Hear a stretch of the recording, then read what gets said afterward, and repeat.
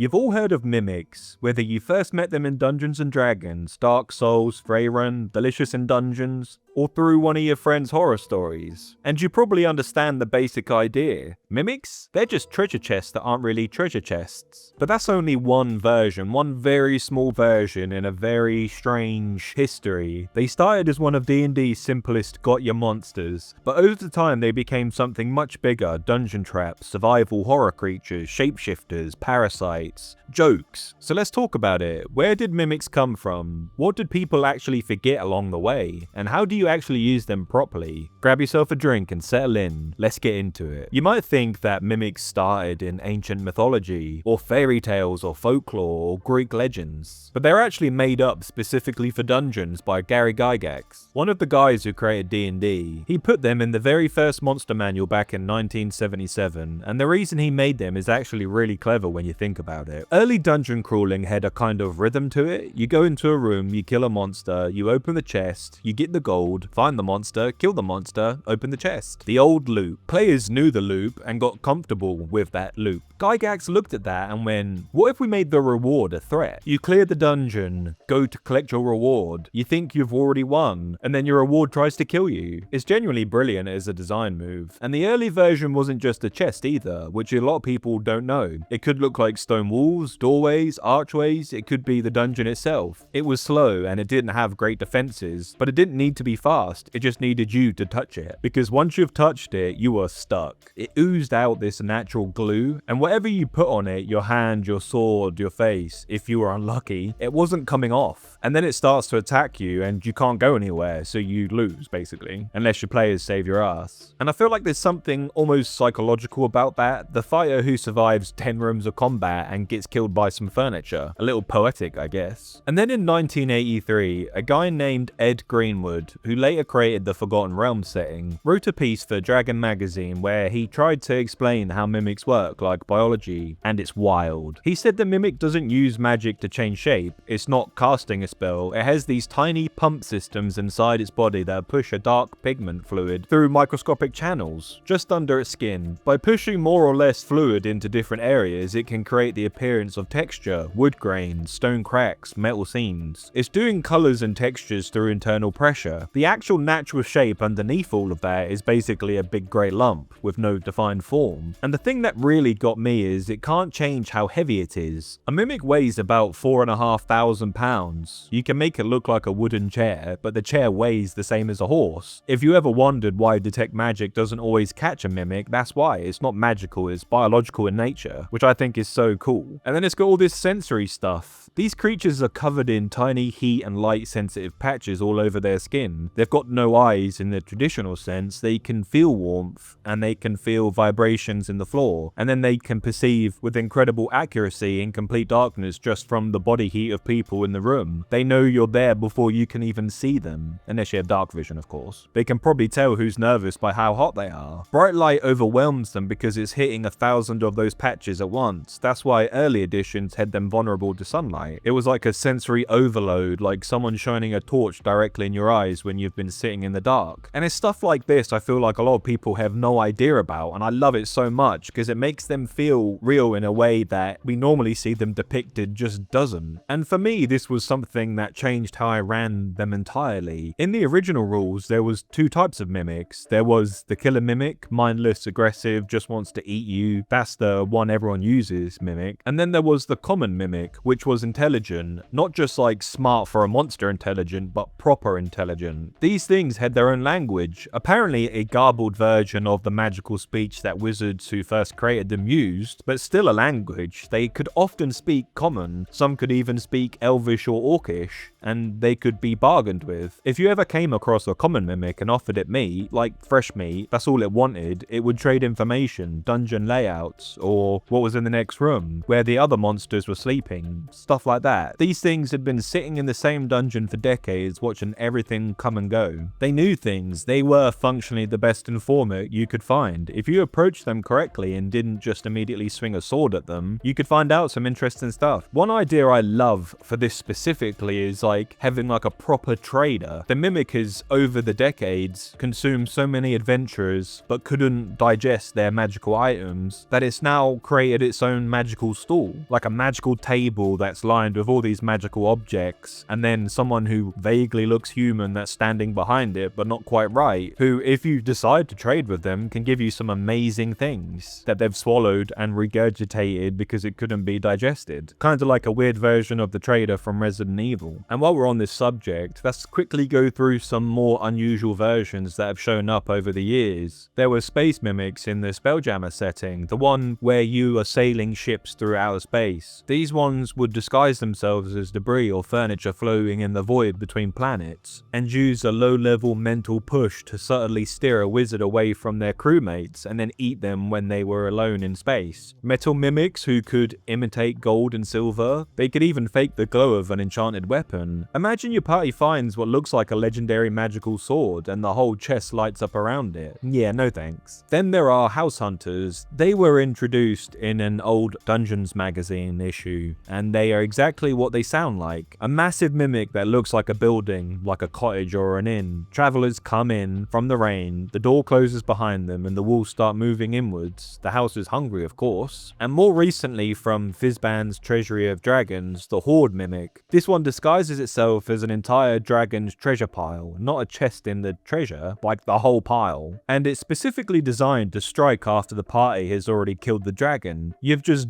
done the hardest fight of the campaign and you're all hurt and bleeding and out of spells, celebrating, you got all this gold around you, and then it begins to move. Absolutely merciless, and I love it. But even after that, there's a reason mimics became a bit of a joke even at tables that liked them. Most DMs, and I did this too for years, so I'm not pointing fingers, they used mimics as like a gotcha. You walk into a room and open a chest and it bites you, roll initiative type thing. And I found the trouble is, if you do that more than once, your players adapt, they stop trusting chests. Fine, that's what you want, right? Except they don't stop there. They stop trusting chairs and floors and walls and NPCs who are standing too still. Everything in the dungeon gets a 10-foot pole treatment. Players start spending 20 minutes examining a door because they opened it, which is funny to begin with, but it can really kill the pace of your game completely. It stops being fun and starts being like paranoid busy work. And I think the deeper problem is that we treat them as furniture when they're actually hunters. Look at the stats. A mimic in 5th edition has a wisdom score of 13. Your average city guard has 10 or 11. This thing is perceptive, it's calculating, and it has survival instincts. A mimic that's losing a fight doesn't keep fighting to death, it breaks off and slips out through a crack, goes somewhere else in the dungeon and becomes something new. Kind of like prop hunt, I guess, which is actually pretty good. So you're probably wondering, Flamey, how do I fix it? The single best thing I've done with a mimic in recent memory is to turn it into a chase. The party finds it, they wound it, and it escapes. It squeezes under a door, pours itself into the next room. And when the players followed, they were in a library with lots of furniture and no obvious threat. And somewhere in that room, something is slightly wrong, like a chair that's too damp or a bookcase where the grain doesn't quite match. It becomes a game. The mimic is still dangerous and it's watching them through those heat-sensitive patches, and the players have to figure out which piece of furniture is alive before it decides to try again. And the other thing, please don't bite my heads off, but is to stop using chests. The chest has become so associated with mimics that experienced players immediately check every chest regardless. Use something they're not expecting. A bridge mimic is one of my favorites. Halfway across it folds. Or a campfire mimic. It keeps the night watch warm all evening and then it takes out the one person on watch alone at 3 AM. Or a ladder mimic. That's something people don't see coming. There's 20 feet up to a shaft. When the rungs start to tighten, what you're looking for is the moment of safety. The reasons mimics are so dangerous is because they hit you when your guard is down, when you think you're resting or you've already won. And you can use that to your advantage, and you always should. And if you have an intelligent mimic in your dungeon, and you should, there's a genuinely interesting scene available to you. The party finds what looks like a normal chest in a room with a dead adventurer next to it. Straightforward, right? Except the chest starts talking, and it says it didn't kill the adventurer. The other thing in the dungeon did. food, and it offers to tell them what's coming if they bring out something to eat first. Now your players have a problem. Is it lying, or is it telling the truth? Does it actually know something useful? Can you really trust a creature that just ate someone? If you bring it meat and it tells you something, do you actually believe it? Do you have a choice really? That's a genuine moral and strategic puzzle, not just like you stick your hand in a mimic and it bites you, roll initiative. It's part of the version that the original Dungeons & Dragons wanted you to use. Some other interesting versions to give you more inspiration from other forms of media, such as Terry Pratchett's Luggage in the Discworld books. It's a magical chest made of sentient wood, and it follows its owner everywhere, across dimensions, if it has to, and it'll eat anyone who threatens them. It's devoted and cheerful and completely terrifying, and also somehow lovable. I think having a mimic as a companion is such an interesting concept, and something that we should definitely use. In the anime Freyren, there is like a running gag where the main character, an incredibly powerful ancient elf, gets caught by mimics repeatedly. She has a spell that detects them with 99% accuracy, but there's always 1% chance the chest is real and contains something rare, so she opens every single one, every time, headfirst into its teeth. It's funny because it's technically rational behavior taken to its logical conclusion, and it results in her being bitten constantly. And it's a good reminder that sometimes the mimic wins because players can be greedy. And even in Dark Souls, if you play video games, it does something really elegant. The mimics are wrong in really small ways. You can just about see the lid breathing, or there's a slight color difference. The game teaches you that something being almost right is more frightening than something being obviously wrong. And that's something you can also use. Describe the mimic's disguise with one detail that's slightly off. Just one. Let your attentive players catch it and feel good about it, and let the inattentive ones learn from it. One last thing I want to talk about before we wrap up is Tasha's Cauldron. It introduced a mimic colony, and it's one of the more creative things D&D has done in a while. This isn't one mimic pretending to be furniture, this is like an entire ecosystem. The big one is the structure. It can imitate a warehouse or a section of a dungeon, or even like a ruined building. The medium ones are the furniture inside of it, and the small ones are the objects. They communicate with each other constantly, silently sharing what they sense. What this means practically is that the question stops being, is that chest a mimic, and is any of this real? Players step into what looks like an abandoned shop, and every single thing in it is alive and waiting. The floor knows they're there, the walls know how many of them there is, and the door they came through has already decided whether to let them leave. Here's some interesting ways to use mimics that I've seen either in my own games or around the internet. A chest full of gold coins, but it's not the chest that's the mimic, it's the mass of gold coins. Children going missing and the players are investigating in a rural village, but after the rainstorm had stopped, the mimic would disguise itself as a big, inviting puddle. In old D&D lore, it says that chest-sized mimics are actually babies, and the older, large-sized mimics can speak common and will negotiate for food. They will stick to what they say, unless you let your guard down, and then they'll eat you. You could use the mimic colony and make a whole island mimic that slowly eats and digests things that enter. Look, mimics are not complicated. They don't really need to be. At their core, they're just the thing you trust in is the thing that gets you, and that's a simple, clean, terrifying idea. But they are so much richer than a chest that can eat you. They have biology that someone actually thought through, and they have an intelligence that most GMs completely ignore. Variants that operate on every scale from pocket size to building size. They have a history of being used by smart writers in ways that go way beyond a single jump scare. The chest in the 10x10 room is fine. It's the classic reason to use one, but if you take 10 minutes to think about what that particular mimic wants, how long it's been there and what it's seen and what it knows, whether it might talk before it bites, you can end up with something your players enjoy a lot more than being paranoid for 3 sessions. So tell me in the comments your favorite mimics. If you're a GM, give us some inspiration. Tell us what you used, how you used it, why you used it. If you're a player, give us some examples of times that your GM has thrown a mimic at you, and let's get debating. Thank you for watching, and as always, stay spicy adventures.